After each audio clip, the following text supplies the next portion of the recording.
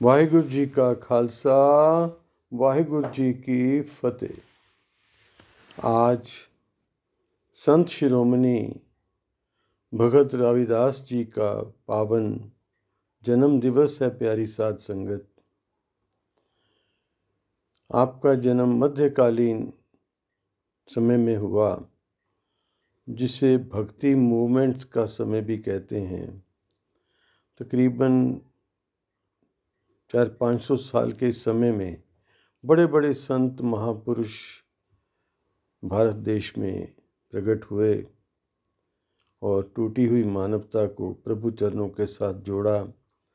आपसी जाति भेद के भाव से ऊपर उठकर निस्वार्थ प्रभु भक्ति और सबके साथ मिलकर चलने की भावना का संदेश घर घर तक पहुँचाया। भगत रविदास जी उन महान संतों में से हैं जिनकी पावन बानी साहिब श्री गुरु ग्रंथ साहिब जी में दर्ज है। गुरु अर्जन देव जी ने भगत रविदास जी की पावन बानी को जब श्री गुरु ग्रंथ साहिब जी की संकलन आदि ग्रंथ के रूप में किया तो उसमें 15 भक्तों की बानी, 11 भट्टों की बानी और 4 गुरसिखों की बानी भी दर्ज की। 6 गुरुओं की बानी के साथ साथ उस समय केवल 5 ही गुरु थे। 5वें गुरु अर्जन देव जी थे। तो उस समय जो आदि ग्रंथ तैयार हुआ वो उसमें 5 गुरुओं की बानी थी। बाद में गुरु गोबिंद सिंह जी महाराज ने नामे गुरु तेग बहादुर जी की बानी दर्ज करके श्री जो तखत हरमंदिर साहब यहाँ बठिंडा में है, सुशोभित है, तखत दमदमा साहिब, वहाँ इसको पूर्ण संपूर्णता का रूप दिया और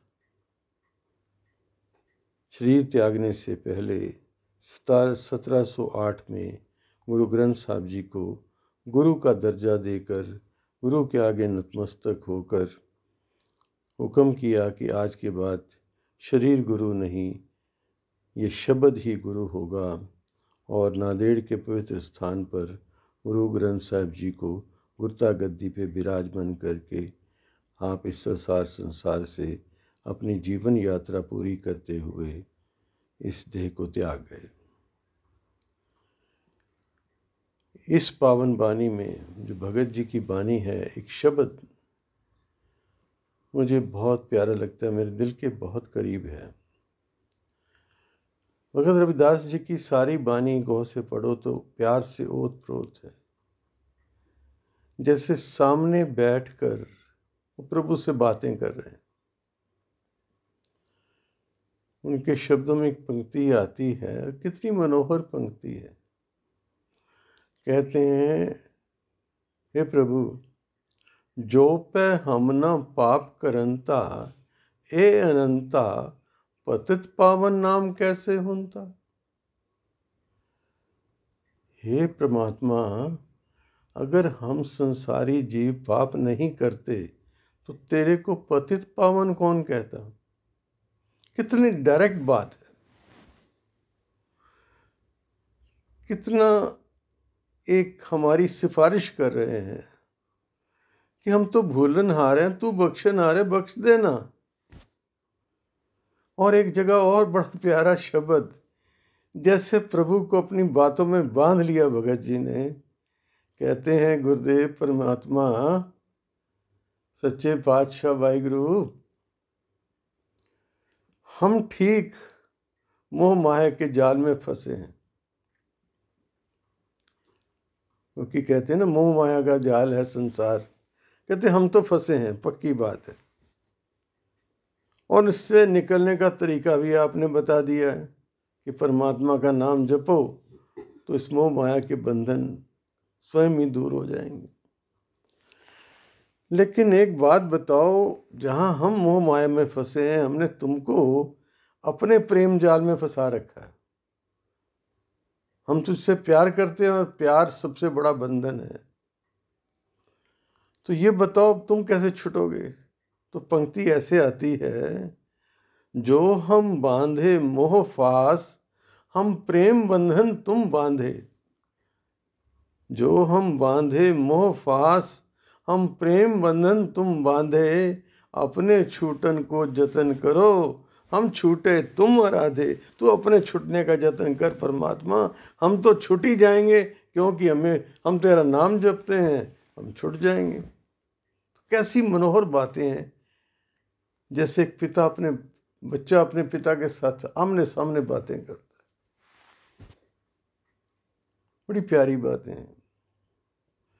एक कामिल फकीर, सूफी फकीर के शब्द मुझे याद आ रहे हैं। कहते हैं, गल सुन यार पीरां दे आ पीरा, ते धड़ तो वेख ना मैनू, मैं विच जे गुनाह ना होंदे, तू बख्शेंदा कहनू। हे परमात्मा, हे पीरों के पीर सच्चे पातशाह, हे अल्लाह ताला, हे अकाल पुरख वाहिगुरु, तू मेरे पापों की तरफ मत देख, मेरे शरीर की तरफ मत देख, मैं तो पापों से भरा पड़ा हूं। धड़ तो वेख ना मैनू, मैं विच जे गुनाह ना होंदे, तू बख्शेंदा कहनू। तो मेरे में गुनाह नहीं होते तो तू बख्शता किसको? वो भगत जी वाली बात है, जो पे हमना पाप करंता हे अनंता,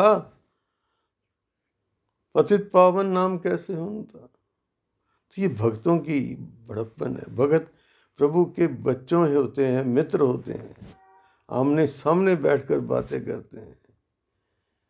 इसलिए प्रभु वाणी में कई बारी पढ़ने में आता है, कई जगह कहते हैं कि मेरी बांधी भगत छुड़ाए, बांधे भगत न छूटे मुझसे। भगत मुझे बांध सकता है, ये प्रभु की बात है, अपने प्रेम में बांध सकता है, ये भगत की शक्ति है। तो भगत रविदास जी अपनी मनोवस्था का एक शब्द में जिक्र करते हैं। कहते हैं, किसी ने जब भगत रविदास जी यात्रा पे गए भारत रत्न पे, तो किसी ने उनसे पूछा भी आप कहाँ के निवासी हो? तो भगत रविदास जी ने शब्द उच्चारण किया जो श्री गुरु ग्रंथ साहब जी में दर्ज है, बेगमपुरा शहर को नाव, दुख अंदोह नहीं तह ठाओ, ना तस्वीस खिराज न माल, खौफ न खता न तरस जवाल। अब मोह खूब वतन गह पाई, ऊहाँ खैर सदा मेरे भाई रहाओ। कायम दायम सदा पातशाही, दोम न सेम एक सो आही। आबादान सदा मशहूर, ऊहाँ गनी बसे मामूर। त्यों त्यों सैल करे ज्यों पावे, महर महल न को अटकावे। कह रविदास खलास चमारा, जो हम शहरी सो मीत हमारा। कह रविदास खलास चमारा, जो हम शहरी सो मीत हमारा।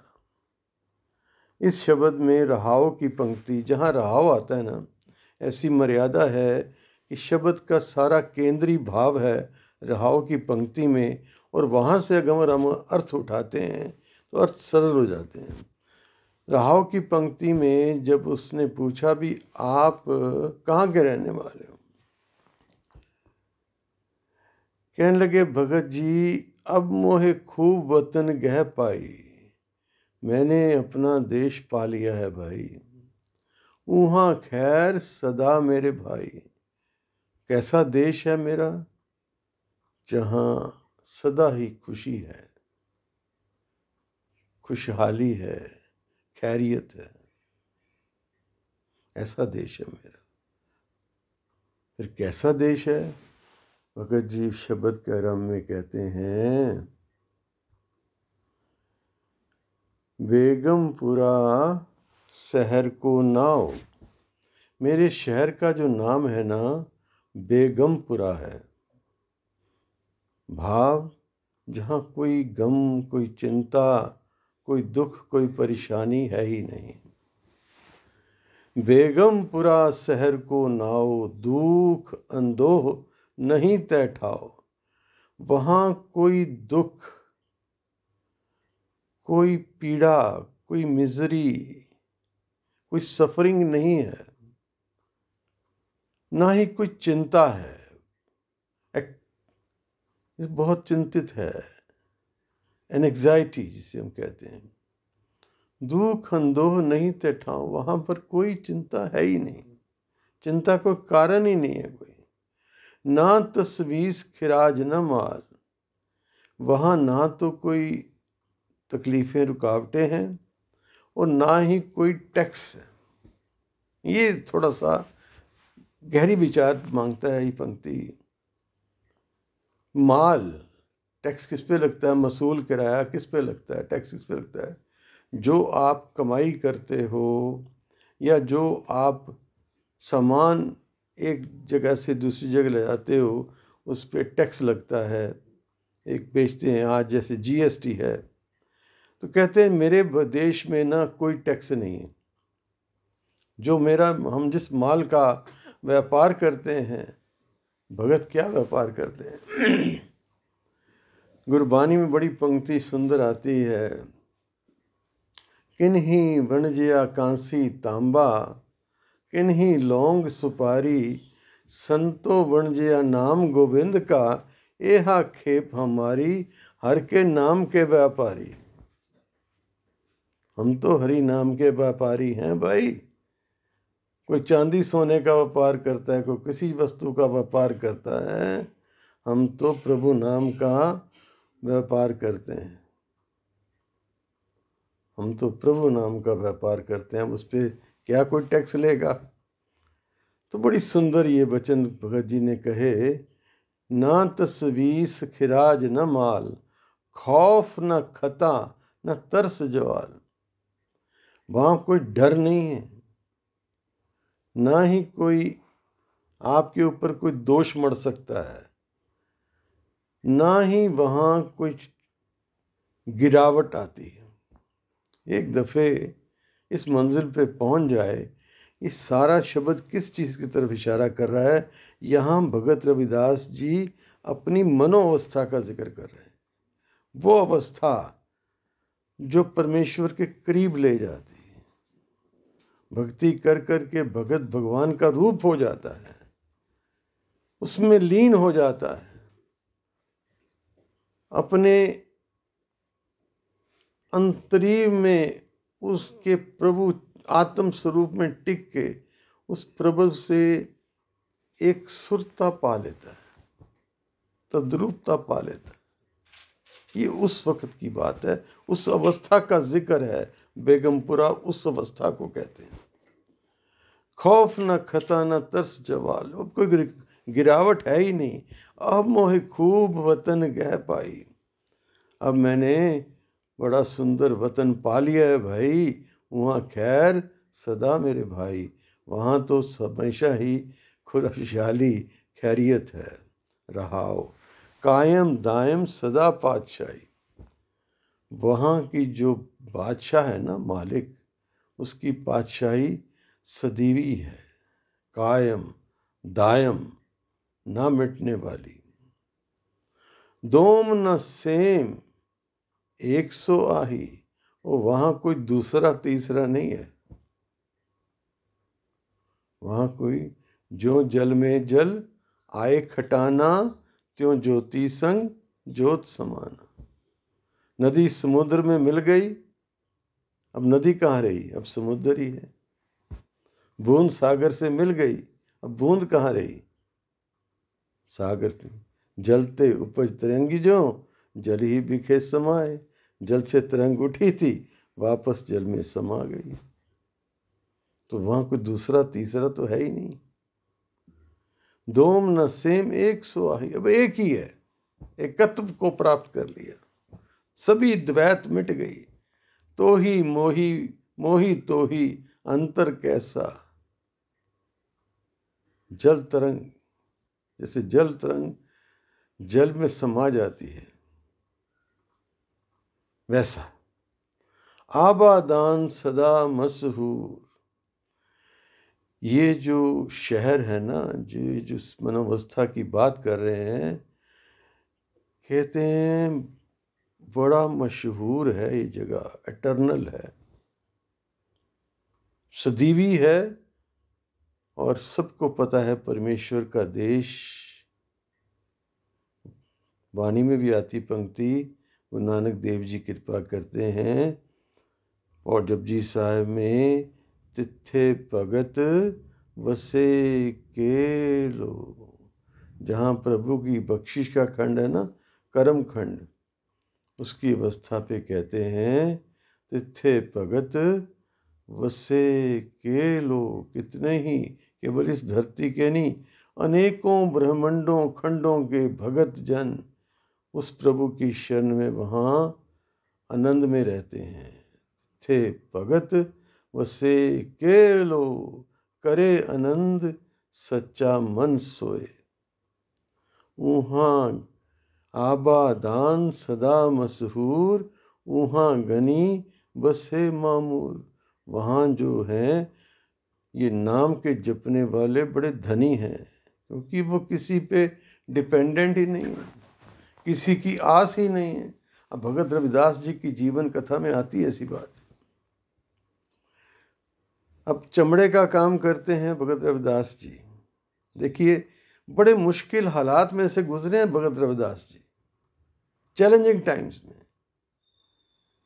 जिस व्यक्ति को मंदिर में जाने की इजाजत नहीं, कि छोटी कुल से है, चमड़े का काम करता है, तो उसको पाठशाला में भी जाने की अनुमति डेफिनेटली नहीं मिली होगी। तो इतना ज्ञान, इतनी विद्या कहाँ से मिली? ये कुछ जन्मों की तपस्या थी प्यारी साध संगत, जन्मों की तपस्या। और बड़े बड़े इम्तिहान हुए इनके।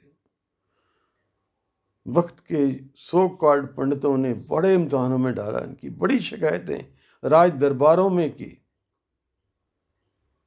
बट आप खुद ही भगत रविदास जी अपनी वाणी में कहते हैं कि मेरे सर पे ऐसी लाल तुझ बिन कवन करे, गरीब निवाज गोसैया मोरे, माथे छत्र धरे। उस प्रभु ने मेरे सर पे भक्ति का छत्र टिका दिया। देखो ना, आज भगत रविदास जी के समय कौन सा राजा था शायद बहुत कम लोगों को पता होगा।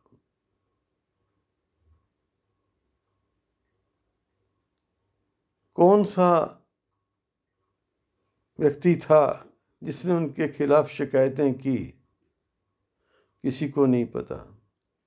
लेकिन आज भगत रविदास जी के सर पर छत्र झूलते हैं। जाओ दरबार साहब श्री हरमंदिर साहब, श्री गुरु ग्रंथ साहिब जी महाराज का प्रकाश जहाँ है, उसमें भगत रविदास जी भी तो बैठे हैं।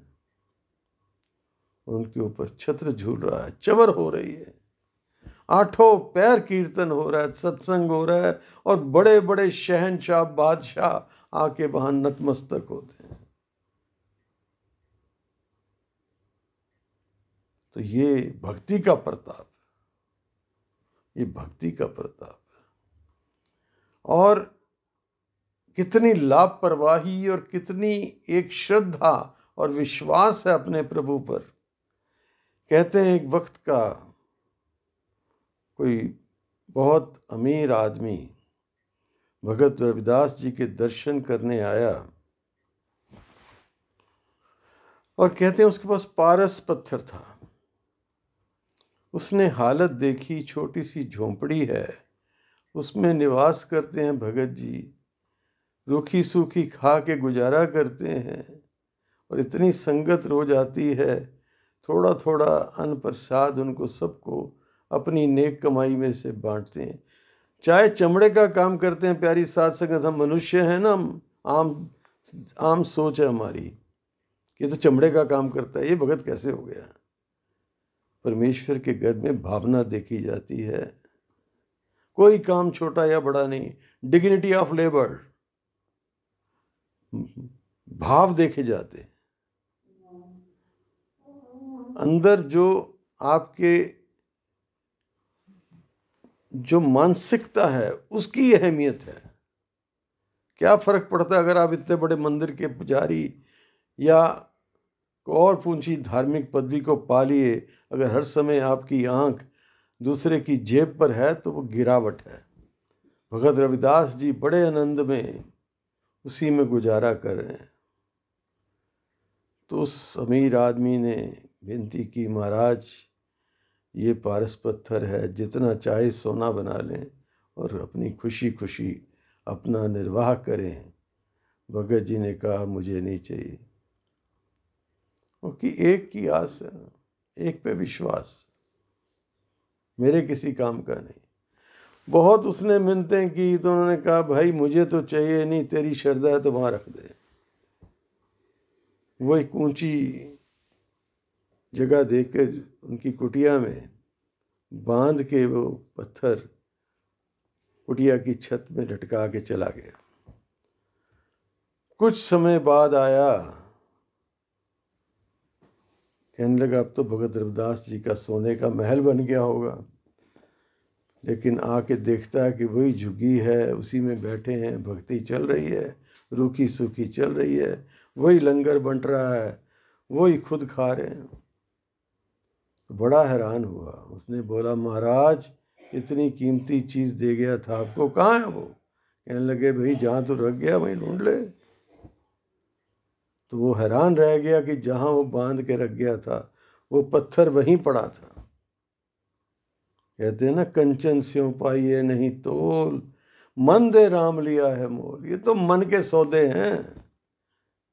जगजीवन पुरख त्याग के मानस संधि आस। जब परमेश्वर के हो गए तो बंदों के आगे क्या झुकना? बंदों के आगे नहीं झुकते, संसार के आगे हाथ नहीं फैलाते, वो अपने सृजनहार की तरफ देखते हैं। और कैसे देखते हैं ये भी भगत रविदास जी ने कह दिया कि भाई सीधी सीधी बात है हमारी। एक संत के वचन मुझे बहुत खूबसूरत लगते हैं। कहते हैं, ए खुदा आप बांट लें कायनात, तू मेरा बाकी सब तेरा। कैसी सुंदर बात है। और ऐसे ही एक संत ने कहा, कहने लगा ए खुदा मांगने को हाथ उठाऊं तो तेरी खुदाई भी दूर नहीं। मांगने को हाथ उठाऊं तो तेरी खुदाई भी दूर नहीं, पर मैं मांगूं और तू दे ये बात मुझे मंजूर नहीं। अगर मैं मांग के लिया तो क्या लिया? गुरबानी में गुरु अंगद देव जी महाराज दूसरे नानक श्री गुरु ग्रंथ साहब जी की बानी में एक पंक्ति आती है, श्लोक आता है, एक नहीं दात। ये क्या बात हुई? ये कौन सी दात है? आपस ते जो पाइए, जो मांग के लिया। एक नहीं दात आपस ते जो पाइए, नानक सा करमात साहिब तुठे जो मिले। जो वो खुश होके दे वो दात है। खुशी हो या गम तेरे प्यार की कसम है मंजूर हमें। तो जो भी दे, मांगना क्या हुआ? मां तो बच्चे को बिना मांगे ही देती है दूध। तो फिर क्या, वो मां है, जब उसका दिल आएगा दे देगी, खुशी होगी दे देगा। तो ये एक अवस्था है। भगत रविदास जी जिक्र करते हैं, वहाँ गनी बसे मामूर। वहाँ बड़े बड़े दौलतमंद बसते हैं। कौन से दौलतमंद? जिन्होंने नाम की कमाई की है, जो वहाँ नाम की कमाई करके पहुँचे हैं। त्यों त्यों सैल करे जो भावे। और उस सनंद में वो इसे विचरते हैं जैसे उनको मन को भाता है। महर महल न को अटकावे। उनको कोई फिर रोक टोक कोई नहीं कर सकता। कह रविदास खलास चमारा। और बड़ी निम्रता में आके वो अपने को अपने पेशे की बात करते हुए कहते हैं, कह रविदास खलास चमारा। मैं एक चमार हूँ भाव, जूते गांठने वाला हूँ, चमड़ा पशुओं का चमड़ा साफ करके जूते बनाता हूँ, पर जो हम सहरी सो मीत हमारा, पर हमारा मित्र वही है जो इस अवस्था को पहुँच गया है। कौन सी अवस्था? बेगमपुरा शहर को ना हो। जो बेगमपुरा का निवासी हो गया, जिसको कोई गम चिंता नहीं रही, जो प्रभु का हो गया, ये उसकी बात है। वो जो हम सहरी सो मीत हमारा, वही हमारा मित्र है जो ऐसी अवस्था को प्राप्त कर गया, उस प्रभु के चरणों में लीन हो गया। ये भाव भगत रविदास जी ने अपने इस शब्द में प्रकट किए, अपनी मनोवस्था का जिक्र किया। और आज उनका पावन अवतार पुरब है, जन्म दिवस है। सारे संसार में खुशी खुशी मनाया जा रहा है। एक अलग संप्रदाय है जो रविदास जी को गुरु मानकर उनके शिष्यों की बहुत बड़ी तादाद दुनिया भर में है। जगह जगह रविदास मंदिर हैं, गुरुद्वारे भी हैं। उन सब भाई बहनों को बहुत बहुत मुबारक इस पावन दिवस की, और समूची मानवता को, क्योंकि संत एक जाति, एक संप्रदाय, एक धर्म विशेष का नहीं होता। वो इन सब झगड़ों से ऊपर उठ के पूरी मानवता का होता है। ज़रे ज़रे में जिस प्रभु परमेश्वर का नूर फैला है, उसी नूर का एक अंग होता है संत। तो उन महापुरुषों की याद में आज मालिक करे समूचे संसार में सुख हो, शांति हो, आपसी परिवार प्यार मिलवर्तन इत्तेफाक हो, और सबके पर्दे परमेश्वर आप ढके, सबके सिर पर उसकी छाया, उसकी मेहर, उसकी दया बरसती रहे। इन शब्दों के साथ एक बार फिर सबको मुबारकबाद देते हुए वाहिगुरु जी का खालसा, वाहिगुरु जी की फतेह।